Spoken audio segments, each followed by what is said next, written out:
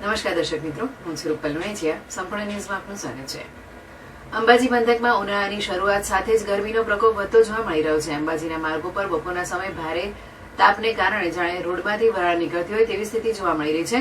ગરમીના કારણે સામાન્ય રીતે ધમધમતા રહેતા હાઈવે માર્ગો પર પણ એકલ દોકલ વાહનો જોવા મળી રહ્યા છે. બનાસકાંઠા જિલ્લામાં હવામાન વિભાગ દ્વારા યલો એલર્ટ જાહેર કરવામાં આવ્યું છે. અંબાજી પંથકમાં તાપમાન અંદાજે 39 થી 40 ડિગ્રી સુધી પહોંચતા લોકો ગરમીથી બચવા વિવિધ ઉપાયો અપનાવી રહ્યા છે. અંબાજીના બજારોમાં પણ બપોરના સમયે સન્નાટો જોવા મળી રહ્યો છે. વેપારીઓ બપોરના સમયે પોતાની દુકાન આગળ આડશો લગાવી આરામ કરી રહ્યા છે અને સાંજના સમયે ઠંડક વધે ત્યારે ફરીથી ધંધો શરૂ કરે છે. આંતરિયાળ વિસ્તારોમાંથી શાકભાજી વેચવા આવતા આદિવાસી લોકો પણ છત્રી અથવા કપડાના તંબુ બાંધી ગરમીથી બચવાનો પ્રયાસ કરી રહ્યા છે.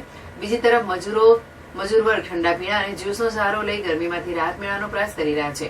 હજુ ઉનાળાની શરૂઆત જ હોવાથી આગળના દિવસોમાં તાપમાન વધુ વધવાની શક્યતા વ્યક્ત કરવામાં આવી રહી છે.